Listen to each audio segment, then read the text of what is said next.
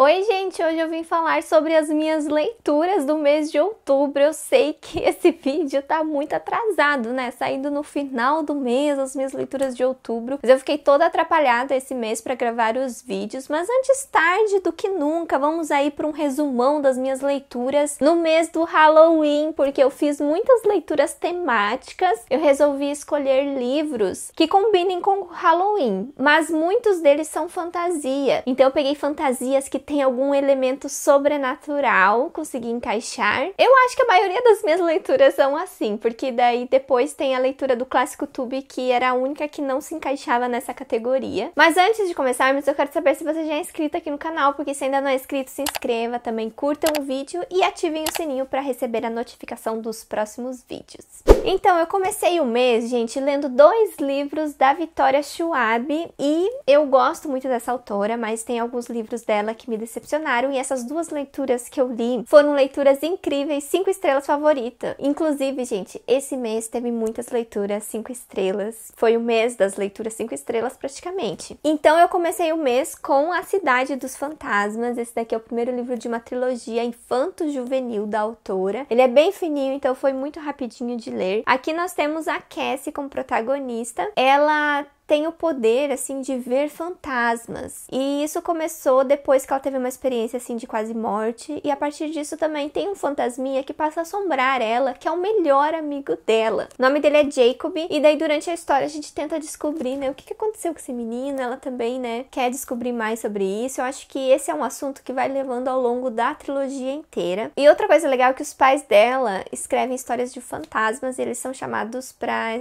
fazer um documentário. Então, eles vão para Edimburgo, para um lugar bem mal assombrado para fazer esse documentário. E é aí que começa a aventura, né, dos nossos personagens. Então, é uma história muito divertida, muito fofa. Para quem gosta de livros com fantasmas, livros que não dão medo, né, com fantasmas, essa daqui é uma ótima recomendação. Inclusive, eu fiz um vídeo assim no canal, recomendando ele de livros com fantasmas para medrosos. Me lembrou muito A Mediadora, da Meg Cabot, onde a personagem também vê fantasmas e ajuda com os assuntos inacabados. Esse daqui nós também temos um pouquinho disso, porque a Cassie tenta descobrir, né, qual que é o propósito dela de ter esse poder, será que tem outras pessoas igual a ela? Então o livro é muito legal, recomendo. Já tem o segundo livro lançado, a editora já avisou que vai lançar o terceiro no ano que vem, no comecinho do ano que vem, então temos aí uma trilogia muito legal para concluir e eu não vejo a hora de ler a continuação. E o outro livro foi uma das minhas melhores leituras do ano, que foi A Vida Invisível, de Ed La Rue. Esse livro tá muito hypado, muitas pessoas amaram, muitas pessoas também não gostaram. Ele é um livro que divide um pouco opiniões, então você tem que ler pra saber realmente. Eu tava em dúvida. Pelo que eu vi as pessoas falando, eu pensei que só o final dele fosse muito bom, e eu gosto de livros onde a jornada é boa, então eu tava meio assim, será que eu ia gostar ou não? E eu amei esse livro, gente, desde a primeira página, eu amava cada acontecimento dele, pra mim não teve nenhuma parte chata, e o que eu mais amei também foi a escrita da autora, tá muito poética, tá muito bonita. Você lê frases e reflexões sobre a vida da personagem que são lindas, lindas, lindas. Então eu marquei muita coisa nele, não sei se vocês conseguem ver. E ele é um livro, gente, de romance, tá? Não vá ler esse livro com o foco na fantasia. A fantasia se dá porque a Ed La Rue, ela faz um pacto com um demônio, com um ser sobrenatural, para viver eternamente, para ela fugir de um casamento arranjado ali. O livro ele se passa na França, século XVIII. Me lembrou até esse começo o Clã das Freiras Assassinas, que a personagem também acaba fugindo de um casamento arranjado nessa mesma época na França também. E daí ela faz esse pacto para ser imortal. Em troca ela vai dar a alma, né,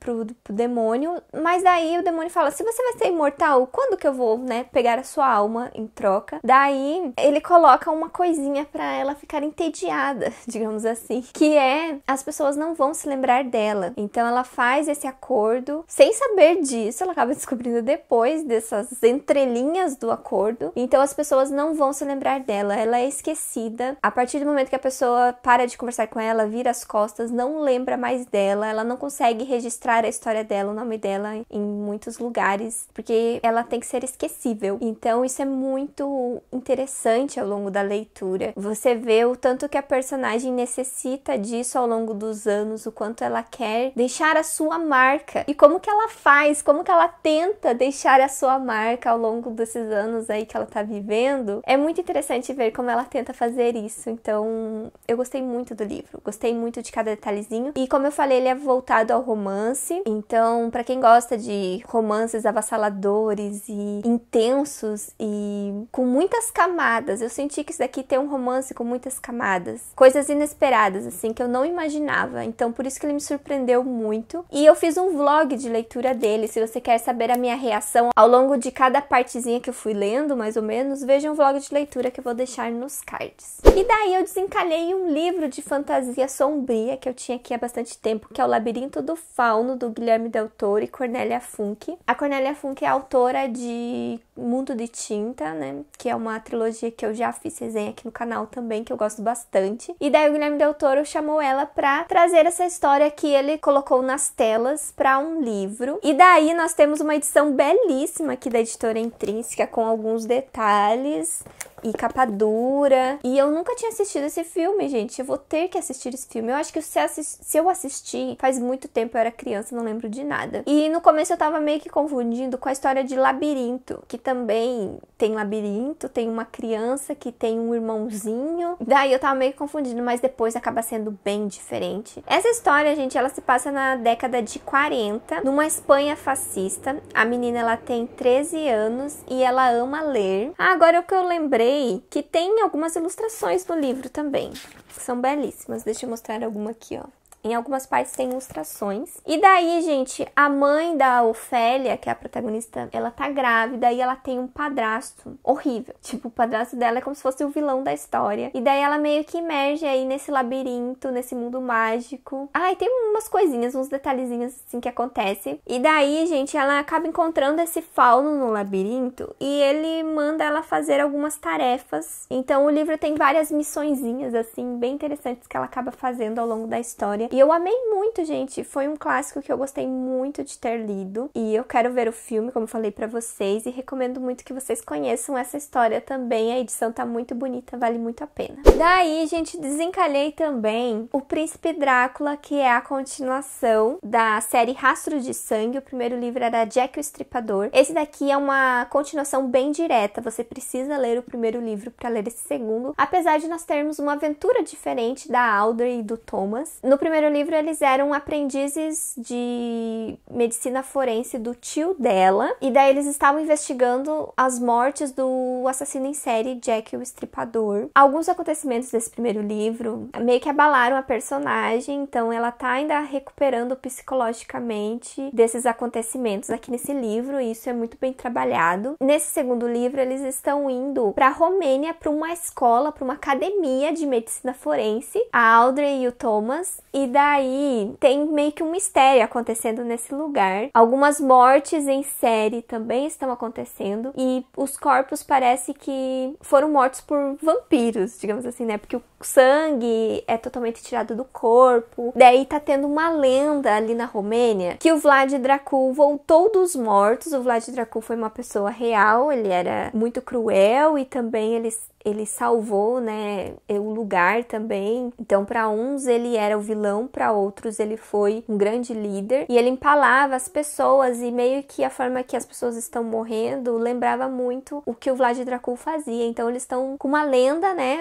A história se passa no século XIX. Então, eles estão com essa lenda que o Vlad Dracul voltou dos mortos, o Drácula. Mas, gente, o livro, ele é muito mais em cima de fatos históricos, tá? Ele não é um livro de fantasia, não é um livro de terror, ele é muito mais uma ficção histórica, tem muitos detalhes históricos que a autora coloca na história, até na nota dela, quando ela explica o que tá por trás dessas mortes, é tudo baseado em coisas que aconteceram mesmo naquela época, e eu fiquei fascinada, gente. Eu adoro isso que a autora faz nessa série. Eu não vejo a hora de ler os outros 2 livros, que daí, quando eu concluir, eu vou fazer um vídeo também falando de todos eles. Eu amo essa história. E esse segundo livro aqui foi o meu favorito. 5 estrelas, favoritado. Eu gostei muito da química dos 2 personagens. A química desse casal, gente. Sério, sem explicação. Eles são perfeitos, eu amo muito ele. E daí nessa época tem todo aquele negócio de que eles não podem se tocar, porque daí tem a reputação, sabe? Ai, é fascinante, assim. Eu fiquei apaixonada pelo casal, pelo romance que tem no livro. No primeiro não tinha muito romance, mas nesse daqui tem bastante. Então vão com tudo nessa série. Eu super recomendo. Leiam Jack o Estripador, leiam O Príncipe Drácula e os outros 2 livros, porque agora a série tá completa com os 4 livros que a editora Darkside publicou.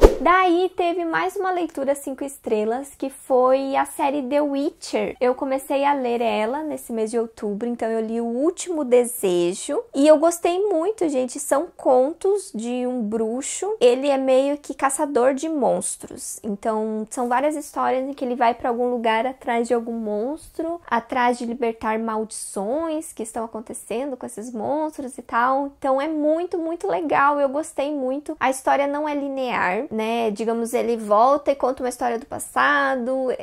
É meio confusa, assim, a narrativa do livro, mas funciona. Dá certo. Eu gostei muito porque as histórias envolvem muito fábulas. Fábulas de histórias que a gente já conhece, por exemplo, Branca de Neve, A Bela e a Fera, sabe? Então, foi muito legal, muito legal. Eu amei muito esse primeiro livro, eu dei 5 estrelas pra ele. E daí, logo em seguida, eu li o segundo livro, que é A Espada do Destino. Esse daqui também são contos, só que eles acontecem de uma forma mais linear nesse segundo livro, os contos. E nesse eu não gostei tanto como o primeiro, acabei dando 4 estrelas, mas ele envolve muito mais a personagem da Yennefer, que é uma personagem bem importante aí na vida do bruxo, então eu acabei gostando muito, principalmente do primeiro conto, acho que foi assim o meu favorito, o primeiro e o último. Eu tava escutando esses 2 livros, esqueci de falar pra vocês que eu tava escutando eles no Storytel, e eu continuei a assinatura agora no mês de novembro, dei continuidade, então depois vocês vão ficar sabendo aí do outro livro da série que eu li, mas eu tava escutando o audiobook da série The Witcher e eu gostei muito da experiência, a narração é muito boa. E o primeiro livro foi 5 estrelas, mas daí o segundo livro já cortou a minha vibe de mês 5 estrelas, né? Mas a metade das minhas leituras foram leituras 5 estrelas no mês de outubro e eu amei isso. Daí os próximos livros já não foram 5 estrelas, já não foram tão bem como foi no começo do mês. Daí eu li a leitura dos membros do mês de outubro. Se você quiser fazer parte do clubinho de membros, tem um botão aqui escrito Seja Membro, que você vê os benefícios, ajuda com o meu trabalho também. Nós temos essa leitura coletiva todo mês. Agora no mês de dezembro, nós vamos ler um livro da Agatha Christie, que é o Natal de Hercule Poirot, então venha participar. Nós fizemos Amigo Secreto também agora no final do ano, vai ser bem divertido. E daí no mês de novembro a leitura era A Maldição do Mar. Esse livro aqui, gente, é perfeito para ler no Halloween, porque ele é muito sombrio, muito sombrio. Nós temos uma ilha onde tem uma lenda, na verdade não é uma lenda, porque realmente acontece, as pessoas sabem disso que acontece, sabe? Não é nada lenda. Algumas mulheres, elas foram afogadas há 200 anos atrás. Elas eram irmãs, 3 irmãs, acusadas de bruxaria porque elas enfeitiçavam os maridos, né, os meninos, os homens da ilha e tal. Para se vingar das pessoas desse lugar, elas voltam todo ano e possuem o corpo de meninas e através disso elas acabam enfeitiçando os homens e afogando eles no mar. Homens não, meninos. E isso acontece todo ano, virou tradição na ilha, as pessoas vão lá para ver isso acontecer. É o turismo da ilha. As pessoas verem o canto das bruxas e elas possuírem as meninas e depois as meninas não sabem o que aconteceu, elas não lembram de nada, elas não sabem disso. E ver os meninos morrerem afogados, né? É isso, assim, o lugar é muito doido, mas acaba sendo muito legal essa parte da maldição do lugar. A maldição dessas bruxas, né? Delas voltarem todo ano pra se vingar. O livro, ele fala muito sobre vingança, até porque tem um outro personagem vingativo na história. Então ele é um livro sombrio, com vingança, com possessão, sabe? É bem sombrio, eu gostei muito disso. Eu gostei muito desse clima sombrio do livro, mas eu acho que ele ele funcionaria muito melhor se a ambientação fosse mais antiga, em algum outro século. Como ela se passa nos dias atuais, tem muita coisa que ficou assim meio nada a ver. Por exemplo, os pais não se preocuparem com os filhos, por que que eles ainda moram nesse lugar? Sério, por que que eles não zarparam de lá, não fugiram de lá? E daí tem a mãe da menina aqui também, que às vezes parece que ela não se preocupa muito, assim, com o que tá acontecendo, porque envolve ali o marido dela e tal. Ai, é muito estranho, muito estranho. Eu acho que se fosse num outro século eu até entenderia, mas nos dias atuais ficou meio estranho, assim, essas pessoas nesse lugar. E daí, o livro tem um romance. O romance não funciona aqui. Eu não concordei, eu não fui convencida. Ele não convence. O romance, assim, é o de menos, é a parte que eu não gostei do livro. Então, ele foi uma leitura, assim, mais ou menos pra mim. Mas a parte da fantasia da maldição eu achei muito legal. E eu li também, gente, concluí a série do Lar da Senhorita Peregrine para Crianças Peculiares com As Desolações do Recanto do Demônio. E eu acabei me decepcionando com esse último livro, não foi o que eu tava esperando. Já no quinto livro eu tava sentindo isso, que não precisava ter, assim, quinto, sexto livro. O quarto livro, ele convenceu, sabe, de ter uma continuação no quarto livro. Mas depois ele não soube desenrolar isso no quinto e nesse último. Esse daqui eu achei ele muito enrolado. Ele tinha um objetivo principal e parece que o livro todo era uma enrolação, sabe, para esse objetivo que você já sabia desde o começo. Então não tinha muita novidade, não tinha revelações, não tinha reviravoltas, coisas surpreendentes nesse livro. Então eu fiz um veredito mais detalhado para vocês num vídeo que saiu aqui no canal. Não se esqueçam de assistir ele, caso você tenha interesse em ler essa série. E não se preocupe que o vídeo lá não tem spoiler. E eu concluí a leitura em outubro de Sob a Redoma, do Stephen King. Eu tinha começado a ler esse livro em setembro. Foi uma leitura de setembro e outubro. Eu fiz leitura coletiva lá no Telegram, mas eu fiquei assim bem atrasada nas metas. Esse livro aqui, ele ocupou muito o meu tempo. O tema que ele estava trazendo aqui não me deixou tão animada como outros livros do Stephen King, mas ele é um livro muito bom. Ele é um livro que mostra o lado podre, o lado feio, assim, dos personagens. Eu sentia que os personagens não tinham um lado bom, sabe? Todo mundo tinha um lado ruim nessa história e até foi difícil eu me afeiçoar a alguns personagens que eram considerados heróis, porque os que eram podres, os personagens horríveis, eles roubavam cena aqui, sabe? Ele é um livro sobre as pessoas ruins, sobre esse grande vilão que o Stephen King trouxe aqui, que é o Big Jim. Ele é um vereador e ele acaba usando a situação da redoma para manipular as pessoas, para controlar a cidade e fazer o que ele quiser, continuar com as coisas podres que ele fazia. Então, eu achei isso muito sinistro, porque quando isso acontece, eu pensei que ia unir as pessoas, ia colocar aquele negócio de sobrevivência, de você